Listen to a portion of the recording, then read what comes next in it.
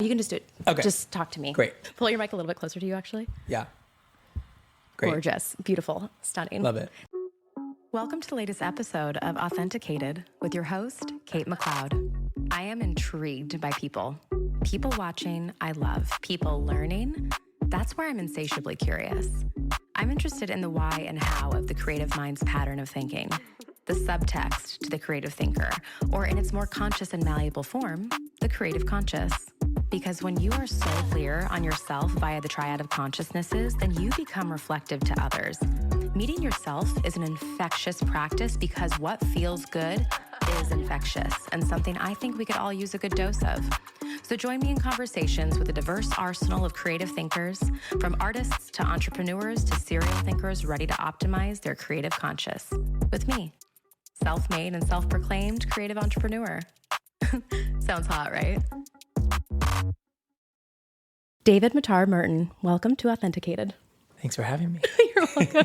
Thank you so much for being here. Of course. Thanks for having me. You're having such a fun ride right now in your show. Yeah.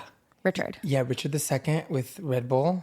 We're off Broadway at the Astor Place Theater. When you are having moments like this, has it started to feel like work yet, or is it still dream coming true, happening in real time kind of moment?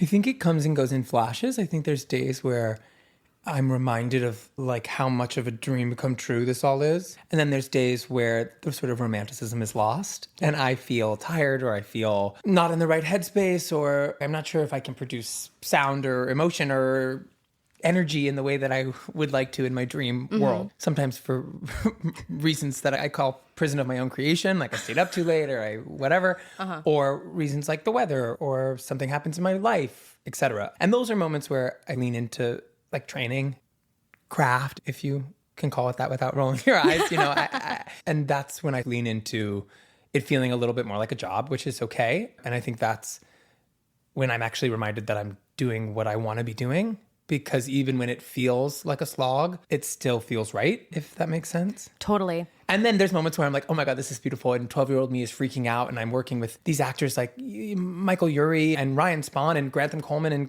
Catherine Misley and Ron Canada and all these amazing people in past shows too that I've worked with. And it's those moments that I'm like, oh my gosh, I pinch myself. So I think it's a roller coaster of both. The arts is the best play ever. No one is an actor and like, oh, I hate being here. I can't believe I had to do this and this sucks. Right. But it is this juxtaposition of it is a job and there are hours and they are sluggish hours, especially for theater. Yeah, and in theater, we really don't get paid enough. No, for the most stop. part. A Broadway salary is great, but it's also not.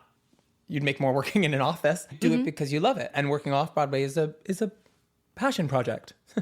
Art is a passion Yes. project until you get to that point when you get to make it other people's passion projects come true. One of the reasons I reached out to you is I'm so curious about this idea, talking about measuring backwards with you. So you and I met I think it was, like 2022. somewhere around there. Or 2023. I think 2023, yeah. But your presence struck me where I was like, oof. I was like, this is a room that can feel your whole energy. And that's so like generous and sharing. And you are such a gorgeous artist.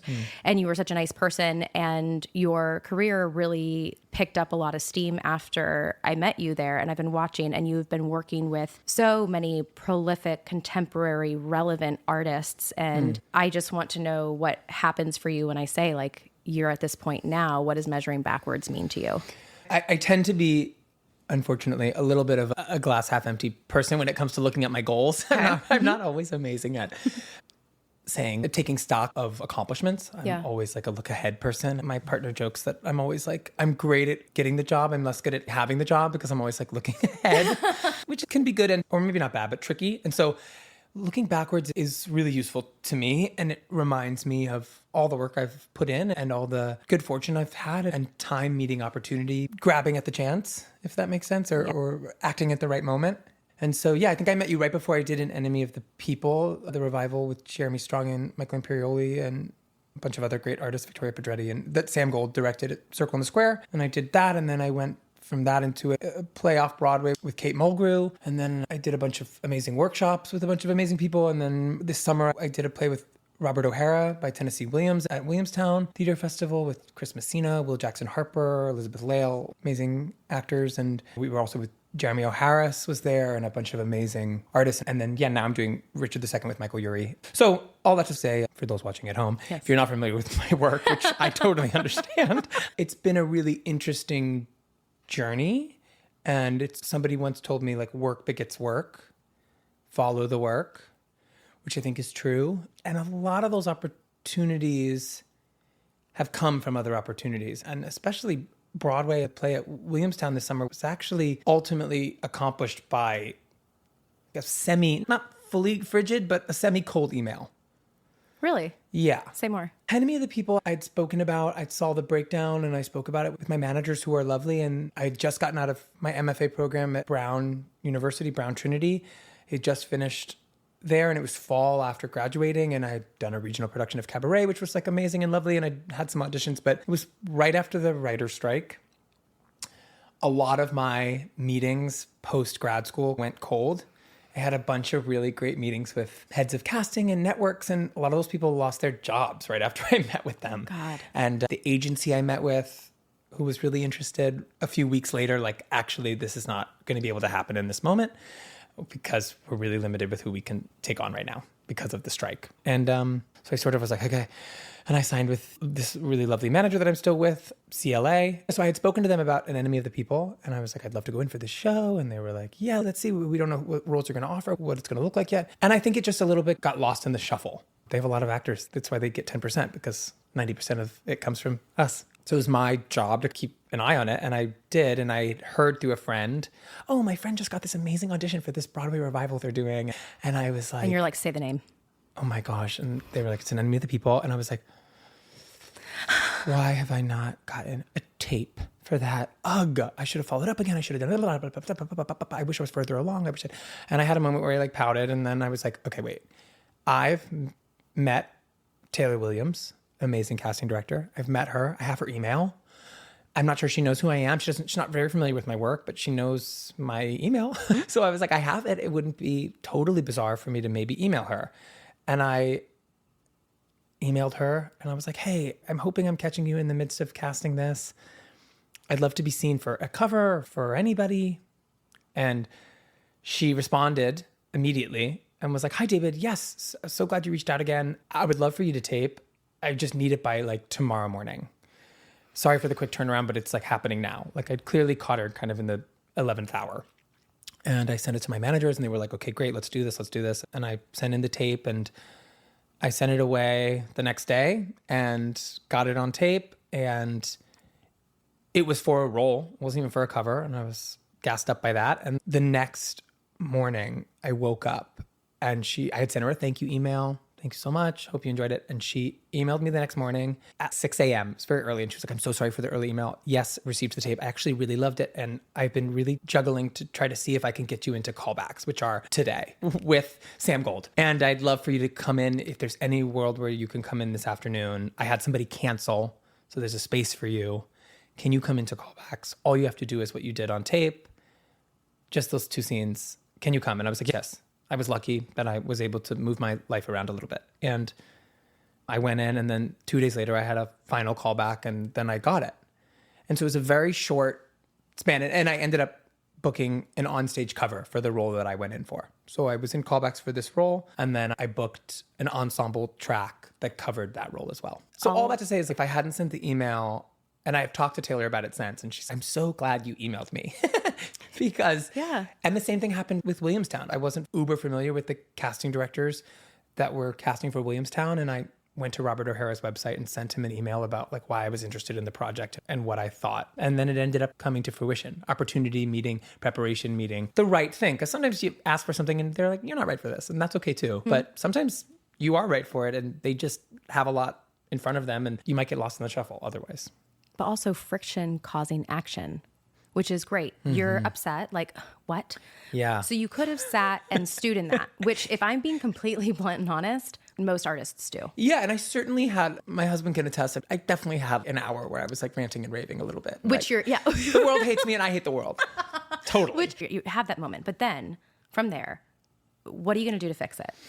Because that's my main thing. You can complain about whatever you want. We like to blame our reps and we like to, but I was like, ultimately they have a lot going on. They have a lot they're doing and they are pushing me. They do send the email, but sometimes a personal ask helps. I also genuinely believe, because I want to be the best at what I can do, I genuinely believe everybody else wants to too. Absolutely. So she forgot, sure, but she is literally like, thank you for that reminder.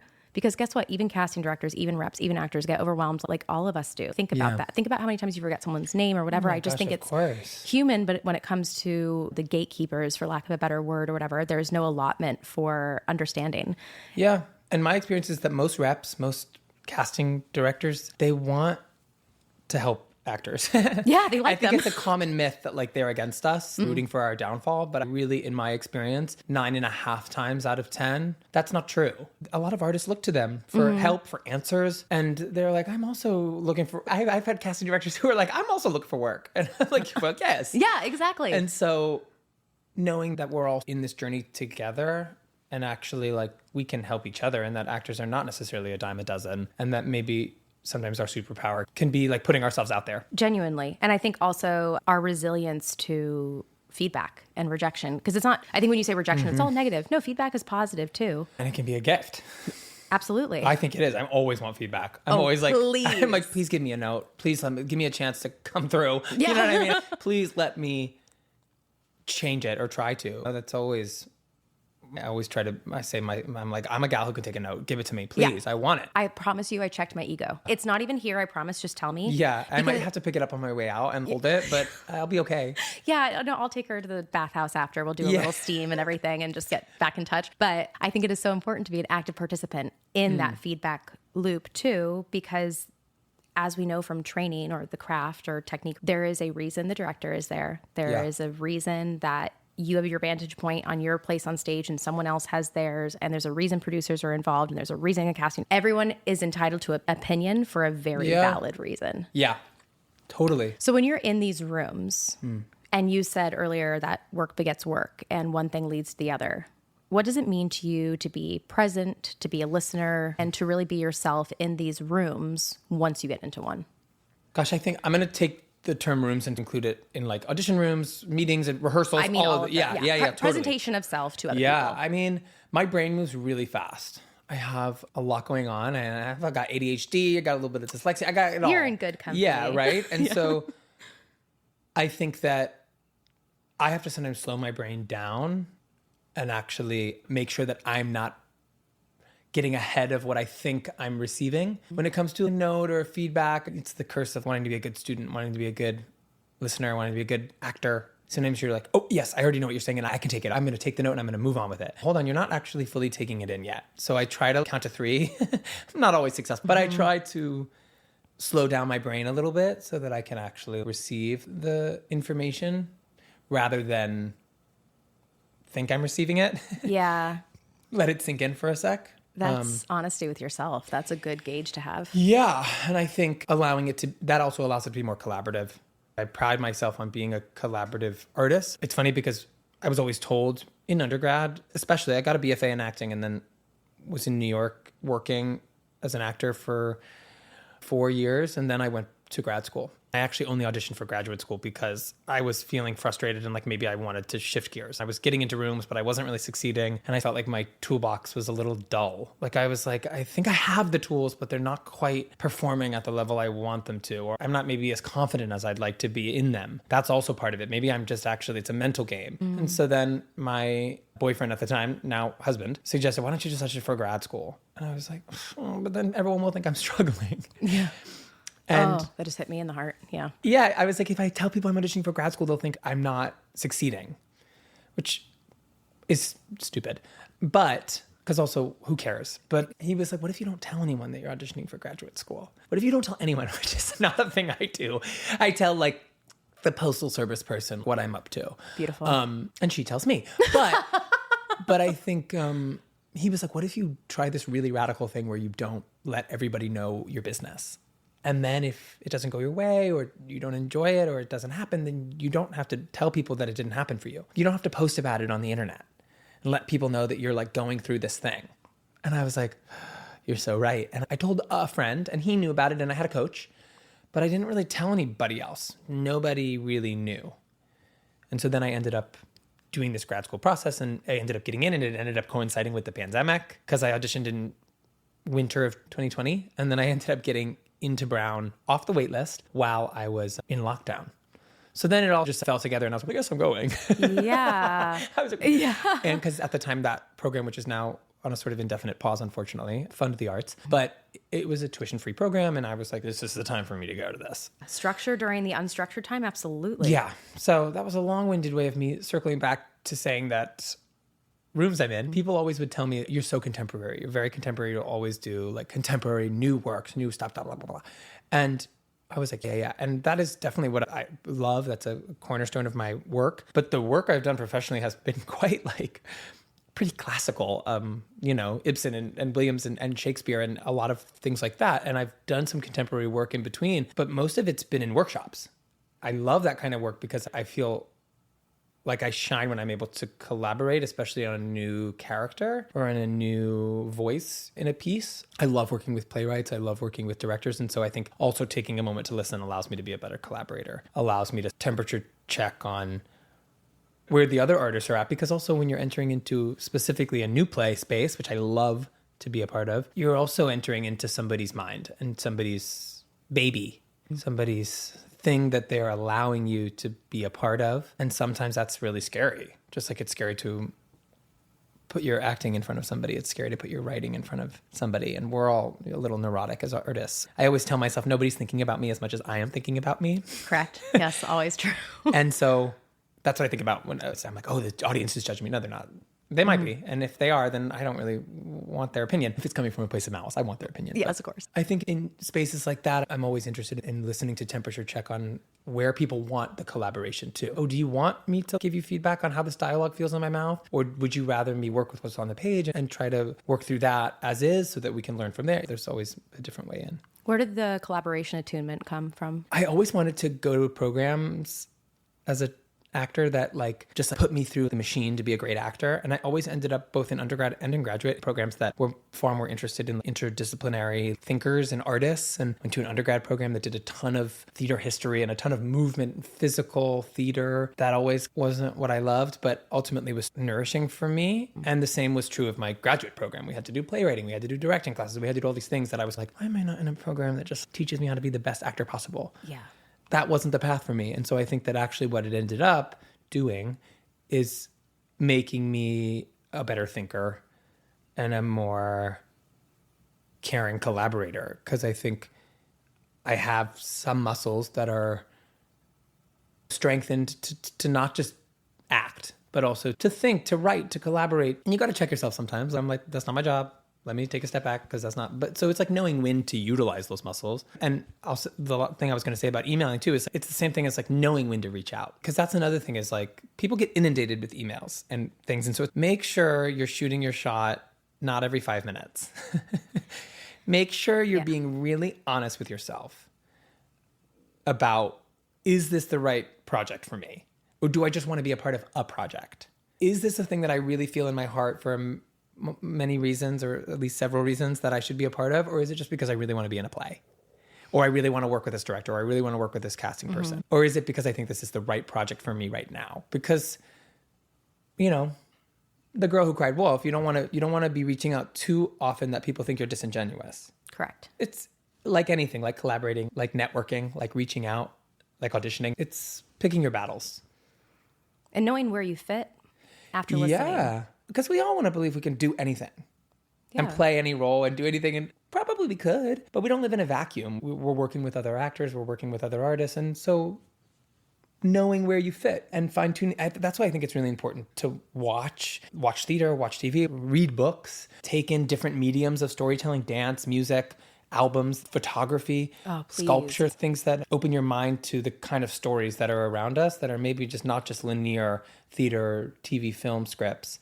Because it helps you think about the kind of stories you want to tell and also what you're good at telling. Don't you also find, too, that the things that you generally become interested in, you start to see reflected in the world around you? Definitely. I think we attract what we want to see. I find that the universe has a funny way of putting those stories in your path. The role I did this summer at Williamstown, openly and pretty open, not quite openly, but Tennessee, we see through you. It was like a very gay prisoner named Queen who had syphilis and is like totally feminine and totally effeminate and constantly looking for their manicure set. Love. And has all these monologues about, I used to be beautiful. I used to have beautiful hair, beautiful teeth, blah, blah, blah. Look at me now. And it was so interesting. I always would lament about, like the lack of queer history and the lack of, and then this role came across my plate that I didn't even know existed in a very little known Tennessee Williams play called Not About Nightingales. So it's like that kind of work that I was so interested in, queer archival work and queer history. And then to suddenly have this role that I didn't know existed in a classical theater context in such a way, it sort of reminds me of Tom and Glass Manette. There's these, you see reflections of it in later, more popular plays, Brick, etc. But the way Blanche talks about her first husband in Streetcar, these things. But then to see really strong glimmers of it in this early play, and then to get to bring voice to it was really formative. You absolutely need to go to the MoMA right now. There's an exhibition on display. I've heard of this. It was phenomenal. I'm going to butcher the artist's name, so I'm just going to put it in the show notes instead of trying to say it here. My fiance, my best friend, and I went, and I was saying to my best friend, I was like, what's so crazy is it a photo exhibit? Photo exhibit, yeah. That's what I thought. Okay. And I was like, I said, you have these arguments with these right-winged nuts. Sorry for... No, period. I don't know how Speak else. on it. You have these conversations where they're like, pronouns, these things never happened. They never used to be here. I mean, the universal friend is like a very early 1800s, I believe. Yes. Example of a non-binary writer who adopted, it was a Quaker who adopted, there's all sorts of things. These things have been around forever. They've just been hidden for forever. And now erased. A lot of it too. Absolutely erased. I'm glad that you got to speak to that because that's a really important... Yeah. That work attracts to you when you're interested in certain things and when you listen to the world around you. Like seeing those breakdowns now must have a personal connection to this. I'm sad they have to say that, but I would hope that as the artist, if you are wanting to go in for that, you want to tell that story because something in you needs to have that come out. Like these acts of vulnerability through art, you are putting vulnerability on display for others to learn about themselves, but I hope that you're learning about yourself in the meantime too. Yeah. I'm sure you've never done a role that you don't take something away from. No, certainly not. And doing this play, Richard II, now as a queer person, as a young person, as an actor, I was with a lot of my own idiosyncrasies. I was told that those weren't always welcome in classical theater. Or how can you flatten those out or iron those out in order to honor the text? And that's why I always was against classical text, against Shakespeare. And so to get to do that in a very queer production with an amazing queer leading man like Michael Urie, and to get to make that character my own has helped to heal some of that sort of feelings of inadequacies and feeling, I shouldn't do classical work because I'm not right for it. Or I'm too this, I'm too that, I'm not enough this, blah, blah, blah. Yeah, it's interesting. Thinking something doesn't have value for it will determine that there will be no value in something for you. I'm very passionate about creative thinking because I love the stretchiness. I like you. I feel like I'm looking in the mirror when you say about undergrad and grad school. Yeah. And there I'm like, I'm sorry, we're doing devised with what sound and I'm doing what on the floor. Of course. And who's putting what on my face? I'm always like, no, can't I just be in a play? And I'm like, can I? But that stretchy part was so valuable for me because it taught me more about where I truly feel resonant in. And it also taught me that even though I can do a lot of these things, I don't necessarily have to if I don't want to. Yeah. But to do one thing is to know the opposite of it too. And so I think it's a good scale to play on. Yeah. I think that's also what graduate school taught me, is that I was so concerned before that of being everything for anyone that I ended up smoothing myself out to being not anything for anyone. I was so I could be anybody you want me to be. And I look back on that and I'm I actually was totally non-specific. And the things that make me unique, the intersectionalities of my sexuality, gender, race, ethnicity, actually don't make me hard to pin down. It actually makes me an asset. When did you leave student mode and get into yourself as a professional outside of student mode? Gosh, I think it was probably when I was doing Enemy of the People on Broadway. I think it was in the midst of that. Because it was so much and you had to, or because you're oh, now it feels like it? It was definitely a little bit of giving myself permission to be I'm a professional actor. Even though I'd had my equity card for years before that and worked, it was an amazing actor, Bill Buell, who's a Broadway veteran who I did the show with, said to me one night, it was right on opening night, I think, and he looked at me in the wings and he said, we could close tomorrow. We won't because we're a hit, but we could close tomorrow and you still would be a Broadway actor. Nobody can ever take that away from you. And Broadway's not the end all be all, but for me in that moment, it was a goal achieved. And it was a childhood goal achieved. I made a poster when I was like 11 years old that my mother always reminds me of, that in big like bubble sticker letters said Broadway ... It's where I'm going, with like clip art and pictures that got off Google in 2005 to like of like Hairspray and the Winter Garden and oh my God, things. And I hope she still has that. it's somewhere in the basement, I'm sure. So it was a dream achieved. I think in that moment when he said that to me, he was like, "You're joining us, here." And so I think I was not only those, beware the worship of false idols. Those accolades only mean what they mean, and only, I think, really add up to like how like kind and generous you are ultimately, no matter what you achieve. But I think it did, it started to get me in the mode of like, all right, I need to like level up my belief in myself, because there's also this thing of you have to believe like imposter syndrome is sort of where I'm going with this, is like you have to believe you're very special for the entire world to rally around lying to you. That you were meant to be here and that you are good and everyone's lying to you and actually you're bad and talented and it's a fluke. I had a therapist once who was like, you must be extremely special that the whole world and everyone you've worked with and everyone who's like believed in you is lying to you. You must be really special. And I was like, oh my God. That's a crazy thing to think, okay, the whole world has decided that you're like special and safe enough that we're going to lie to you and tell you're good when really you're a hack. And I'm like, oh yeah, I should probably just believe the things I'm seeing and the incremental progress that I'm achieving. And maybe I should just shut up and believe the world.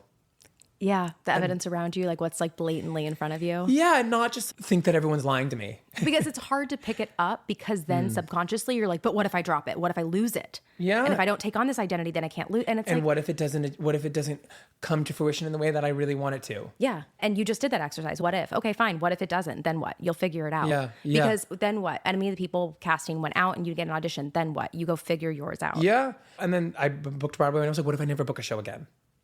And I was like, okay. And then I did. And then I was like, okay, what if I never... There's always an actor I worked with when I was 20 at Williamstown when I was an apprentice said to me, an older actor said to me, there will always be a new hoop to jump through. You think you're climbing this ladder and you're going to get to where you want to be, but there's always a new hoop to reach, to jump into.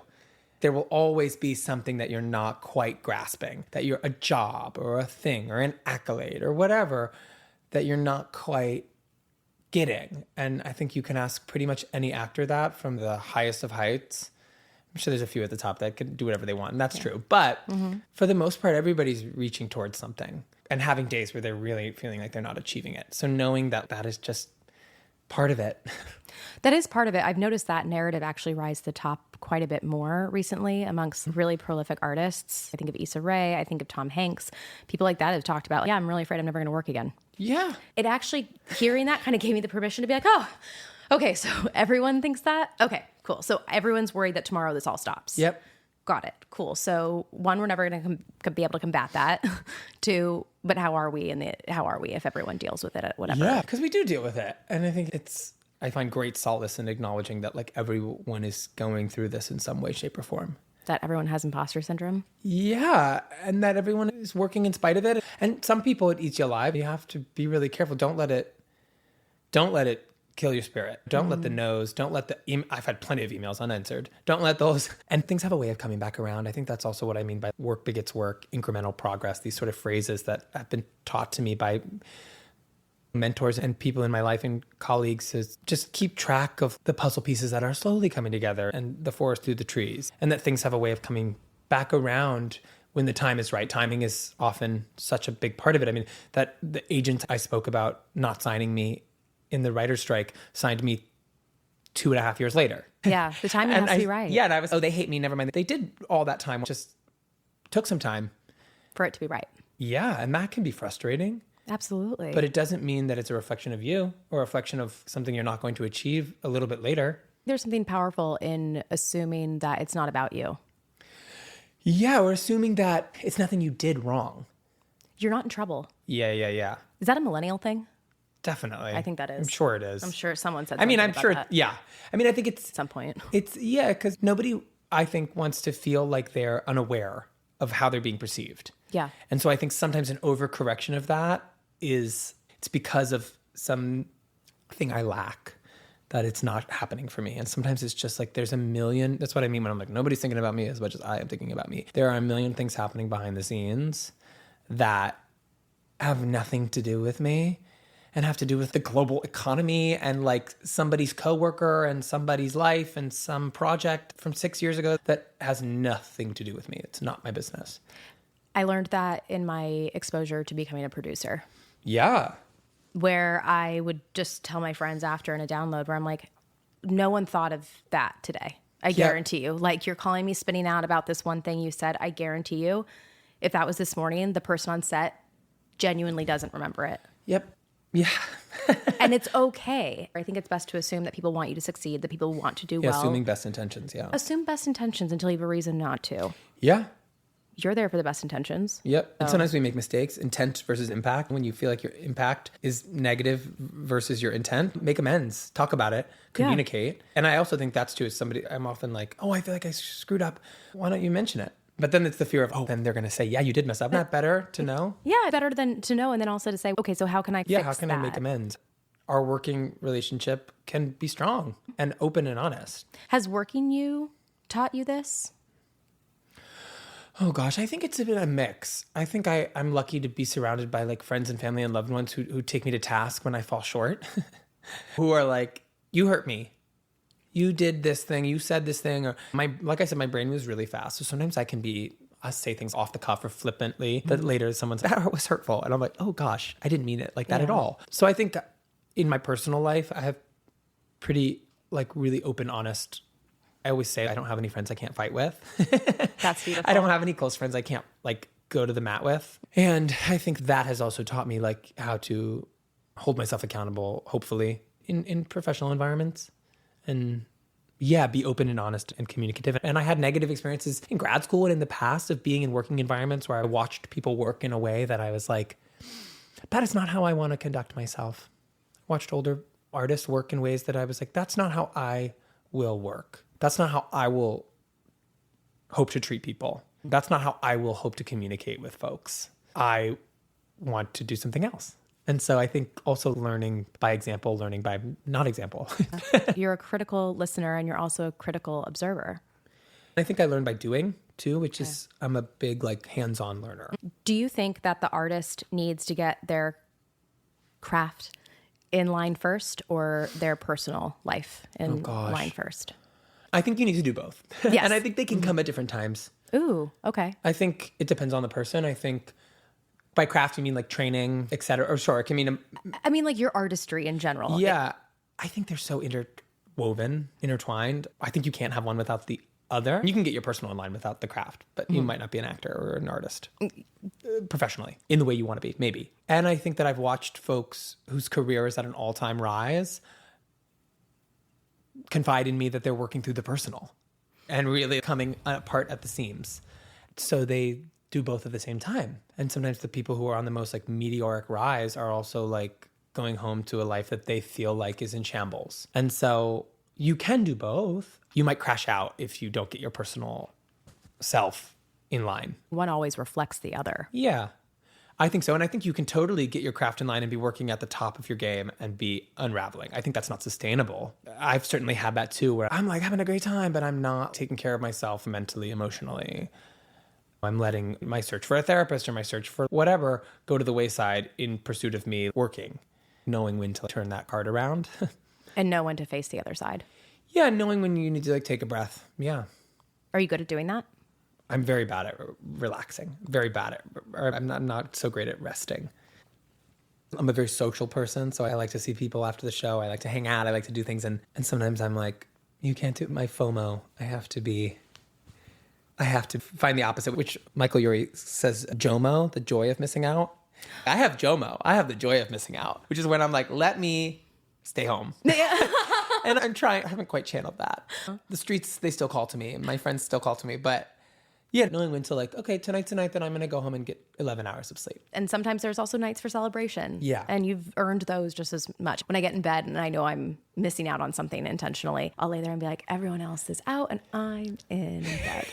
I need to do that. Yeah, because I'm like, look at me. But okay, back to the initial question of measuring backwards. Please.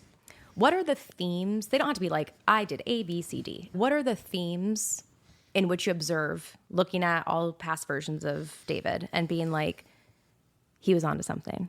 Like the threads, the interconnecting threads. Yeah, what worked? With your 2020 hindsight, what were the smart moves you did?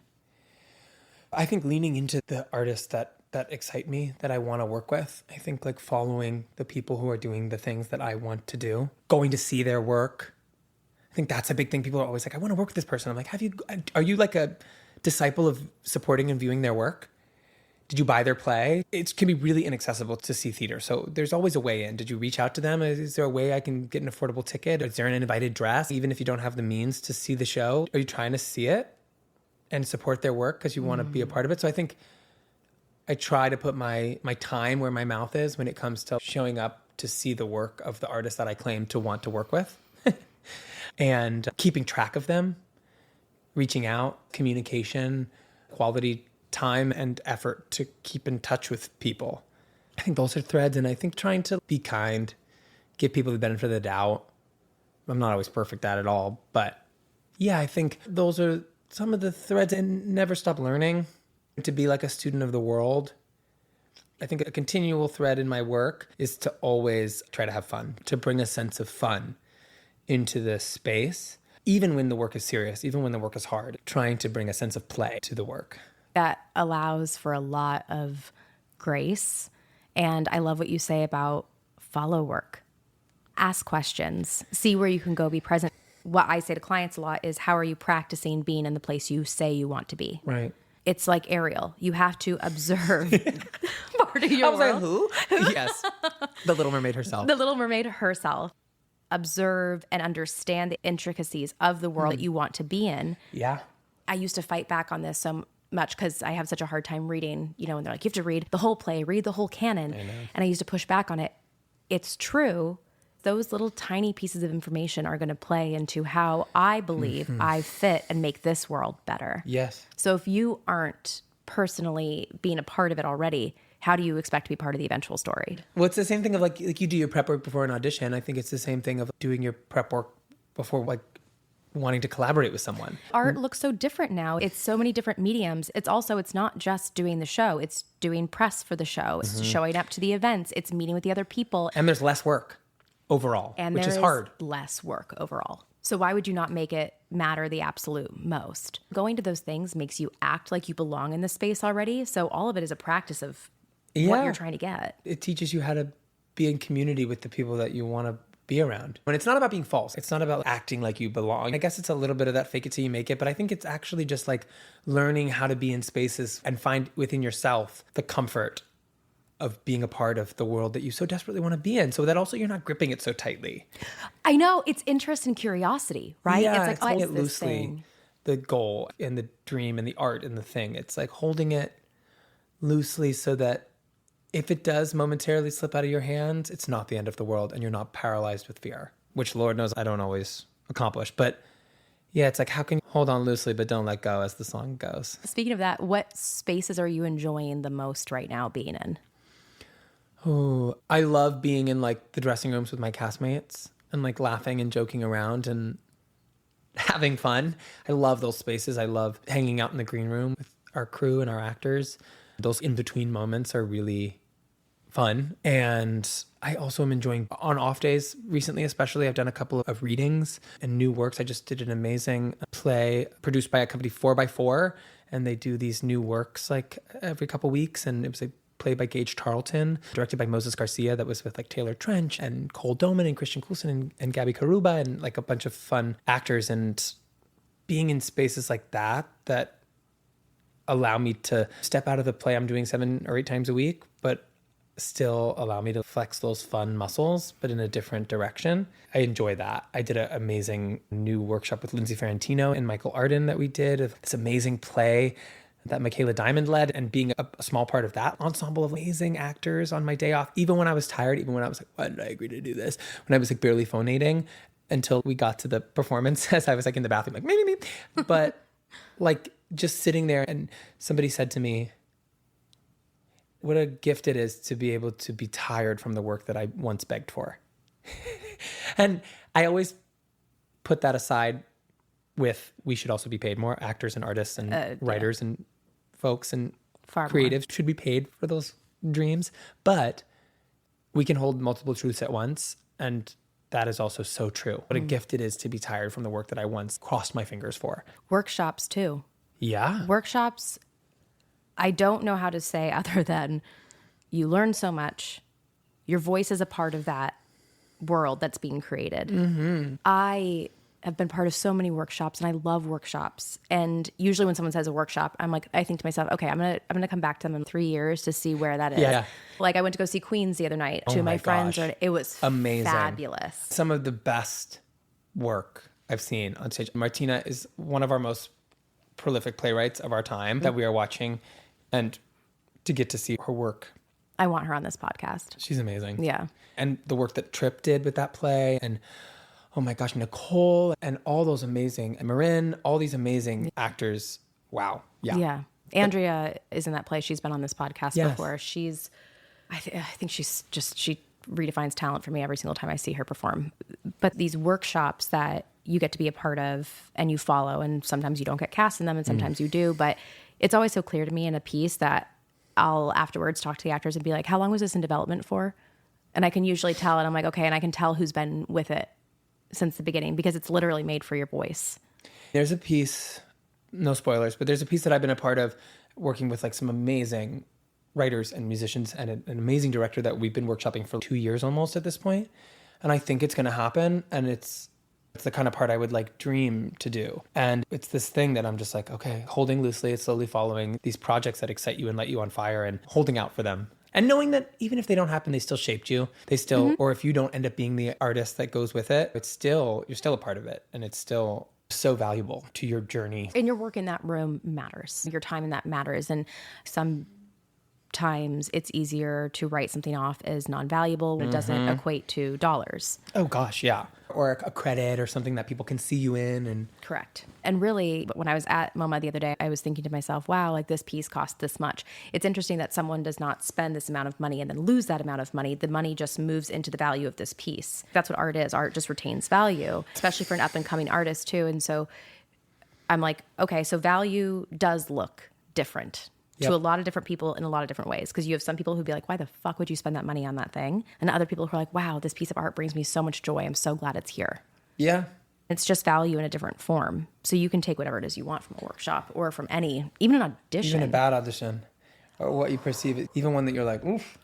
I've had auditions that I walked out of and I'm like, ooh, that was tough. And then I, months later, get a different call from that same casting director or director. You know, it doesn't mean the end of your life. It doesn't. I think very few things really mean, that, chill. Yeah. People forget. People forget. They don't forget the way you treat them, though. And they don't forget the way you conduct yourself. And so I think that's what matters. Yeah. I'm going to go back a second. Yeah, I think those people aren't often thinking about those bad auditions. It's the way we treat people, the way we conduct ourselves in those rooms that matter more than having an off day or not being right for a role. You're allowed to be human. When something doesn't fit, that's just as much information to the casting director as if something did fit. Yeah, it gets you closer to like where you do fit. Exactly. So tell listeners how to follow along with you, where to find you. Yeah, all you those can things. you can follow me on Instagram. I'm at David_Merten_. And I have a website. I'm around. Yeah, send me an email. Say hi to me. But don't abuse that. Don't do that too much. Just kidding. No, not me. You can email me whenever.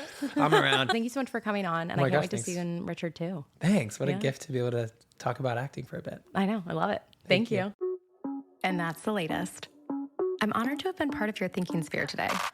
Feel free to share, like, and subscribe on this platform or follow and participate on any of my social media platforms. If this practice intrigues you as much as it does me, then join us in the Me3 community, where we will work directly and you will curate a mindful method of thinking to define your own creative conscious. Thanks for listening to the latest episode of Authenticated. I love that you're here.